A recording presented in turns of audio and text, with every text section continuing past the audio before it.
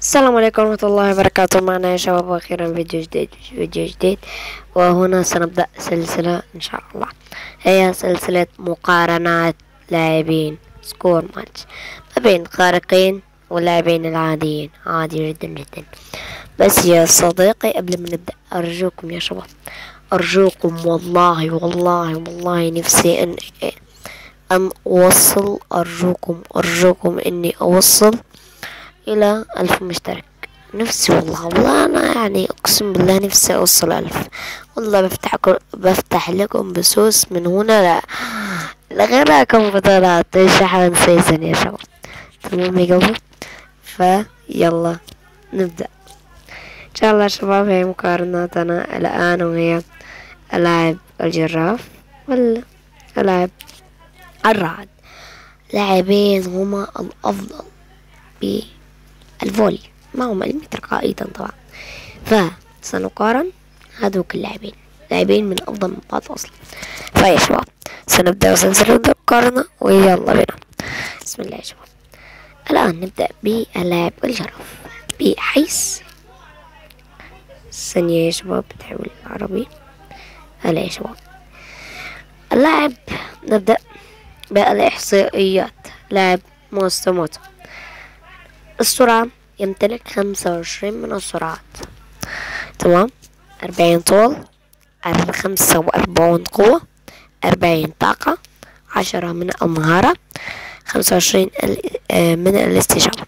اللاعب لا يجيد المرتدات، يعني لا يجيد السرعات يا شباب. فإذا حطيته بالهجوم لازم تكون حطيت برق أو الطائر. ليش؟ لأن هذا اللاعب إذا أنت حطيت عليه واحدة كمبيوتر وأنت يعني لا يعني مو حريف لعب الفولي كتير، لازم تعرف تلعب سرعات. طبعا ولاعب لم يتميز بالمهارة، يعني لا يوجد المهارة، لا يوجد الاستعراض، تمام، ولا يوجد أيضا الاستجابة، يعني التحرك نحو الكرة. فيا شباب هنا بنقول هنا لك طويل القامة وقوي ودقيق، لاعب فريق بإنجازات حقيقية. نعم، ليش؟ إنه لاعب أسطوري، لاعب أسطوري، تمام. هنا التمرير تبعه جيد أحيانا. الهجوم آمن هجوميا، يعني إيش؟ لاعب قوي هجوميا، يعني إيش؟ هذا اللاعب هجوم، ليس تحطه دفاعيا ولا إيش. إذا أنك تمتلك مشكلة بالفولي، لا تعرف أن تقطع الكرات من اللاعب واحد أو أي شيء، بتحطه هنا لك للمعارضة من لعب الفولي. تعالوا يا شباب تاني. لاعب الجراف موسوموتو، لاعب لا يجيد الجري بالكرة، يعني ايش؟ لاعب يعني لو هو لوحده مش هيشوط، يعني ايه؟ يعني مش هيجري، تمام، فمش هيدخل منطقة الجزاء اصلا، تمام. يعني هو لو الكرة معاه وهو لوحده اصلا في الهجوم برضو مش هيتحرك نحو الكرة، يعني هيشوط من كرة لحد تاني، تمام. يعني مثلا كتوضيح اكتر، لو طار مثلا مش هتنطر دفاع اصلا، مينفعش اصلا. لو مثلا حطيت الحارب مثلا ايه مرتد، تمام، وجرف لوحده والمدافعين ايه مثلا هنا، والمهاجم المفروض لوحده يروح بقى عند الهجوم، تمام، مش هيروح. هيعمل ايه؟ هيشوف من هنا، وهو المفروض هنا، لا يشوف بقى من هنا. مش عارف انا والله، هو اللاعب جرف كده، تمام. لاعب لا يجيد المراقبة، يعني لاعب سيء تشتيتيا، يعني ايش؟ لا يجيد المراقبة، لا يجيد الدفاع اصلا. لاعب مسدد كويس جدا جدا جدا. اللاعب مبرر مو كتير، المراوغة عنده سيئة جدا، التشتيت عنده سيء جدا جدا. كده يا شباب خلصنا من الجرح. ننتقل إلى اللاعب جونيور الرعد. اللاعب يجيد 25 سرعة، 40 طول، 45 قوة، 40 طاقة، 10 مهارة، 20 استجابة.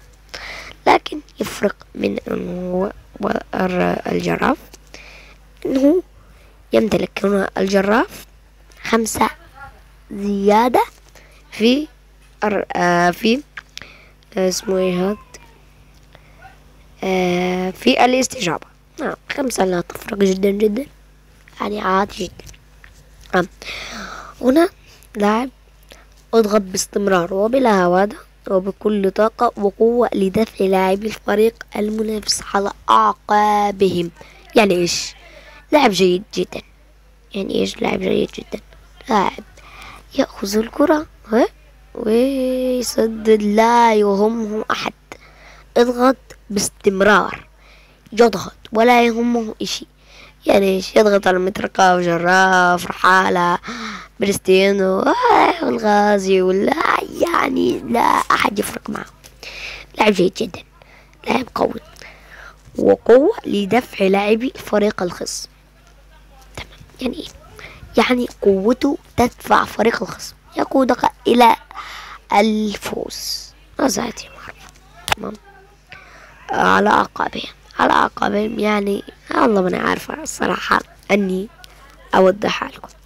اللاعب يمتلك قوة تسديد قوية جدا، لاعب تمرير متوسط، لاعب سيء بالمراوغة، لاعب سيء جدا جدا بالتشتيت.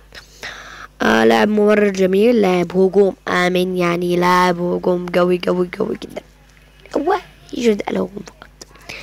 تمام. الجري صح. يعني ايش بقى هنالك؟